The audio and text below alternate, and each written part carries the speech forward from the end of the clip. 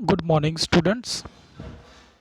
So guys, आज हम आपकी 5.3 एक्सरसाइज आगे कंटिन्यू करने जा रहे हैं, जिसका फोर्थ सम आ रहा है आपके पास। How many terms of the AP this must be taken to give the sum of 636। कह रहा है इस एपी की कितनी टर्म्स को हम ऐड करें सो दैट हमारा जो सम है वो 636 आए। ठीक है, तो सबसे पहले हमने ए पी लिख लेनी है, उसमें से हमने ए और डी फाइंड कर लेना है। फर्स्ट टर्म आपका ए आ जाएगा, डी आ जाएगा 17 minus 9 that is 8। Clear.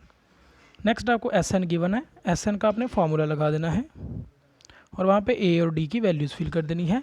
Late n as it is, क्योंकि एन की वैल्यू हमारे पास नहीं है तो हम एन को ऐसे ही रहने देंगे। देन हम लोग इसको सॉल्व करेंगे।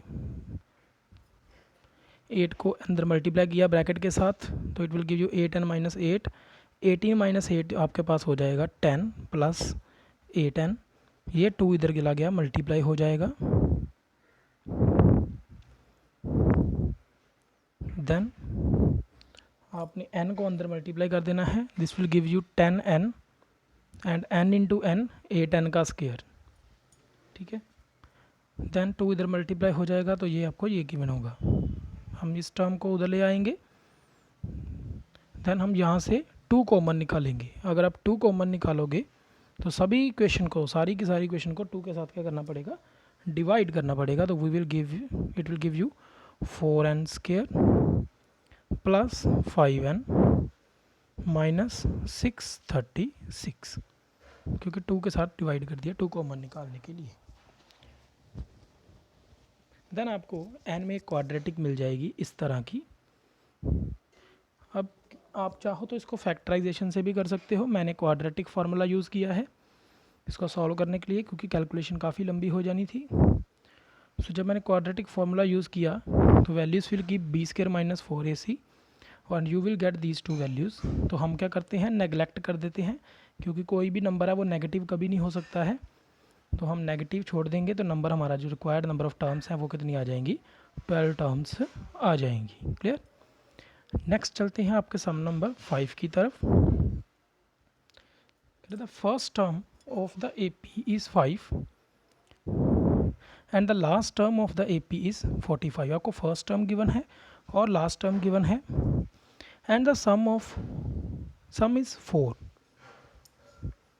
आपको जो सम है वो 400 गिवन है। We need to find the number of terms and the common difference. तो जो जो गिवन है हम उसे लिख देंगे। एस एन आपको गिवन है, एस एन का फार्मूला लगाया, क्योंकि हमारे पास लास्ट टर्म गिवन थी तो हमने लास्ट टर्म वाला फार्मूला लगा दिया। So we will get the value of n from this equations. ये देखिए ए एस एन पता है हमें, एस एन का भी पता था, ए का भी पता था, एल का भी पता था। हमने वैल्यूज़ फिल करी, 2 इधर जाके मल्टीप्लाई 800, देन एन को मल्टीप्लाई कर दिया, it will give you 50n। 50 इधर जाके डिवाइड, एन की वैल्यू कितनी आ गई, 16। अब हमें निकालना है डी, तो हम ए एन को ओपन कर देंगे। तो whenever you open a n तो it will give you this. आपके पास ए भी पता था, एन भी पता है और डी आपने फाइंड करना है। ए एन भी पता है, आपको सारी वैल्यूज़ पता थी, यहाँ से हमने डी की वैल्यू फाइंड कर ली। क्लियर। बड़े इजी सम है। अगर आपने थर्ड पार्ट अच्छी तरह से किया है तो ये सारे सम बड़े ही अच्छी तरह से सॉल्व किए जा सकते हैं। आइए देखते हैं, आपका 6 सम होमवर्क है, 7 सम देखते हैं। Find the sum of first 22 terms of a AP in which D equals to 7 and 22nd term is 149। तो आपको D गिवन है और 22nd टर्म गिवन है 149 and you need to find the value of, हमें find करना है find the sum of 22 terms. तो हमें ए एन की वैल्यू गिवन है, हमने ए एन को ओपन कर देना है। यहाँ से हमें डी की वैल्यू भी गिवन है, हम फिल कर देंगे। एन आपका 22 है तो ए की वैल्यू यहाँ से इस इक्वेशन से हम निकाल सकते हैं, तो हमने निकाल ली। सो 49 ये आ गया 147, इट विल गिव यू 2। ए की वैल्यू आ जाएगी 2 देन आप S22 निकालोगे क्योंकि हमारे पास A22 गिवन है लास्ट टर्म, तो SN का फार्मूला भी लगा सकते हो लास्ट टर्म वाला और सिंपल भी लगा सकते हो। मैंने सिंपल लगा दिया आपके लिए। तो it will give you the sum of 22 terms.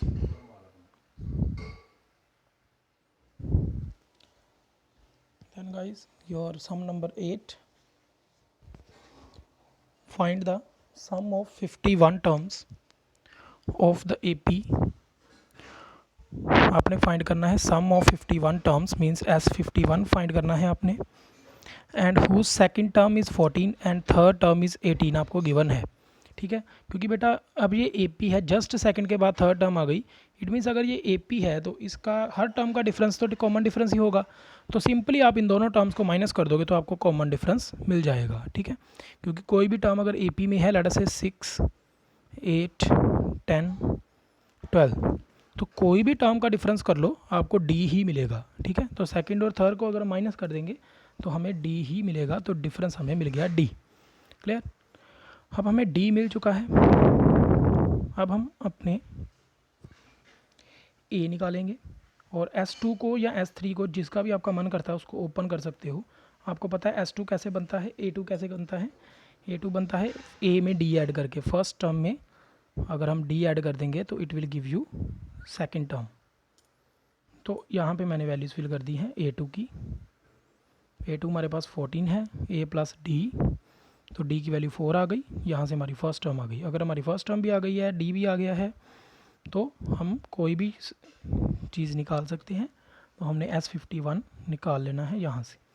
तो S51 के लिए मैंने फार्मूला ओपन कर दिया, it will give you 51 2A plus n minus 1 into D, और n आपका 51 है। तो after solving you will get the answer of S51 terms. Is it clear everyone? So this is much for today. We will complete our exercise and chapter 5.3 and 5th chapter tomorrow. Till then revise this and we will definitely have the test of this chapter soon. Take care everyone.